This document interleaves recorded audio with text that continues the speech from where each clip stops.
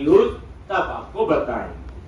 फिर पूछा जाता आपसे कि भाई ट्रांजिएंट एसक्यूएल आती है कि नहीं आती। T dash S Q L, transient sequel, T dash S Q L. कई बार इंटरव्यू में होता है ट्रांजिएंट सीक्वल का नॉलेज है कि नहीं, तो इसका पहले बात है वो पूछ क्या रहा है। ट्रांजिएंट सीक्वल का मतलब क्या है, क्या पूछ रहा है। टी डैश एसक्यूएल वो आपसे पूछ रहा है कि वे माइक्रोसॉफ्ट एसक्यूएल सर्वर में आपको प्रोग्रामिंग आती है कि नहीं आती। क्या आती है, प्रोग्रामिंग। जैसे इसमें क्या क्या आता है लिखो ट्रांजिएंट सीक्वल में। Number 1 stored procedure, stored procedure. Database के अंदर टेबल बनाने के बाद अगर सबसे ज्यादा यूज होते हैं तो यही होती है stored procedure.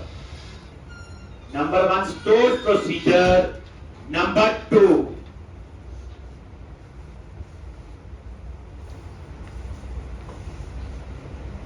functions,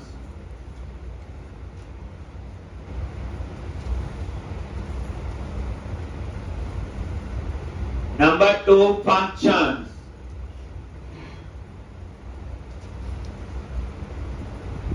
number 2 functions, number 3 triggers, triggers, triggers, triggers.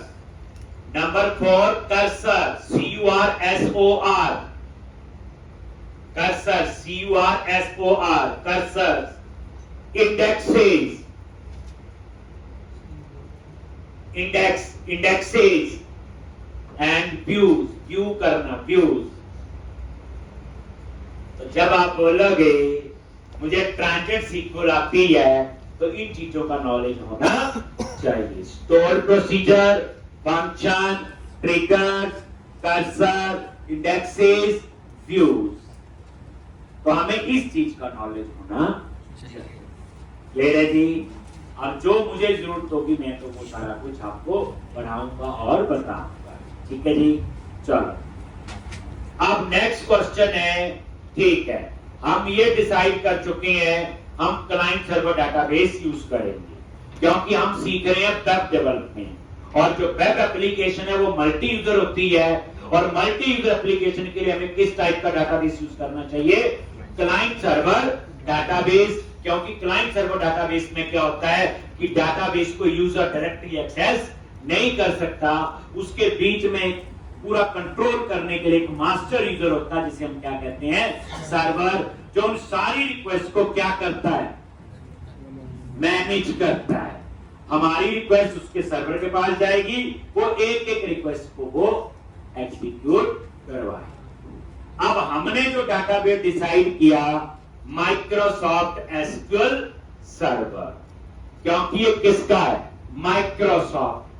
वो जो .NET पढ़ रहे हैं वो भी किसकी है, माइक्रोसॉफ्ट। जैसे आपको बता दें ASP.NET के साथ 99% माइक्रोसॉफ्ट को सर्वर ही यूज होता है। ठीक वही बात है, एप्पल का फोन लेते हैं उसके साथ जो एक्सेसरीज आती हैं उनकी जो कंपैटिबिलिटी होती उतनी बढ़िया होती है।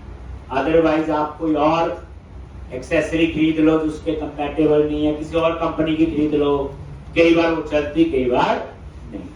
तो बिल्कुल से हम ASP.NET पढ़ रहे हैं अभी, तो उसमें माइक्रोसॉफ्ट का है वो, और माइक्रोसॉफ्ट एसक्यूएल सर्वर भी उसी का है।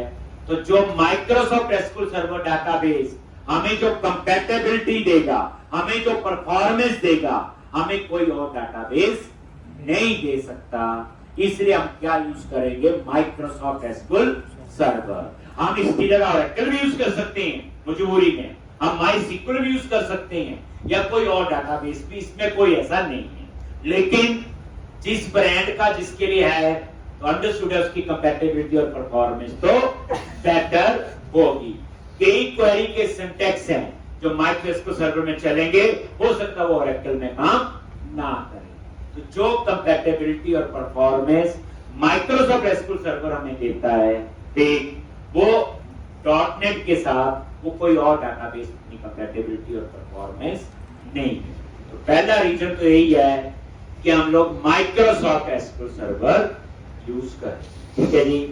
दूसरी बात, इसका आप कोई भी वर्जन यूज कर सकते हो, चाहे SQL सर्वर 2005, ठीक, 2008, ऐसे ही 2018, ऐसे ही, मतलब कहने का ये है आप ऐसे कोई भी डाटाबेस 2022 तक कोई भी यूज कर सकते हैं, ठीक।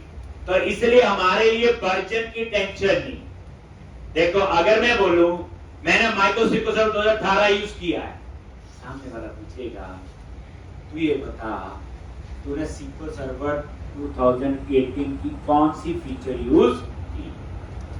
बैल मुझे मारो, हमने तो ऐसी की नहीं होगी, क्योंकि हम लोग एज ए डेवलपर जितना डाटाबेस यूज करते हैं वो सारे वर्जन में कॉमन होता है, इवन की सारे डाटाबेस में ही कॉमन होता है। फिर तो हमें SQL सर्वर पूरा आना चाहिए, ठीक।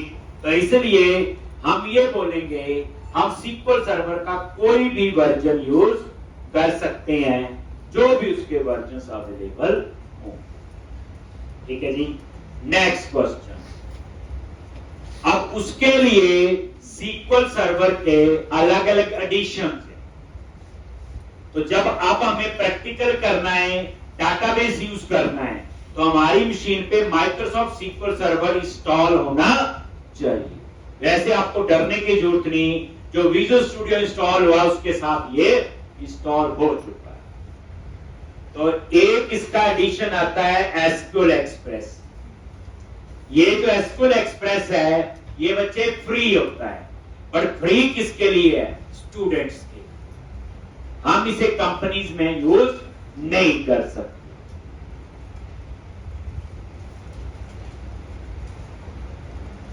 हम इसको कंपनीज में यूज नहीं कर सकते। ये एडिशन है, जैसे होता है ना कुछ फ्री होते हैं कुछ पेड होते हैं। तो SQL एक्सप्रेस जो है, अगर आप ये यूज कर रहे हो किसी सॉफ्टवेयर कंपनी में, ठीक, तो ये लीगल नहीं। हाँ, हम पढ़ने के लिए, हम डेवलपमेंट के लिए यहाँ पे यूज कर सकते हैं, लेकिन सॉफ्टवेयर कंपनी में इसे यूज नहीं। तो फ्री है, किसके लिए फ्री है? सिर्फ स्टूडेंट्स। अब उसके बाद दूसरा एडिशन आता है इसका डेवलपर। ये पेड होता है और इसकी जो कॉस्ट है अप्रोक्सीमेट 2 से 2,500 एक पर यूजर, 2,2500 एक पर यूजर। मतलब एक है कि कंपनी है कोई जिसमें 10 डेवलपर काम कर रहे हैं, तो 10 आपके डेवलपर एडिशन के क्या होनी चाहिए? लाइसेंस। तो मान लो 2500 रुपए का एक हुआ, तो 10 से मल्टीप्लाई करो, इतने पैसे माइक्रोसॉफ्ट को देने पड़ेगा।